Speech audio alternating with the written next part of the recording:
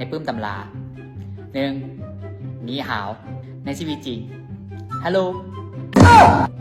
สองในตำราหนีชื่อหนากลัวเลยในชีวิตจริงนี่หนาเลยอ่ะสาม你叫什么名字ในชีวิตจริง你叫啥啊สี่ในตำรา你在做什么ในชีวิตจริง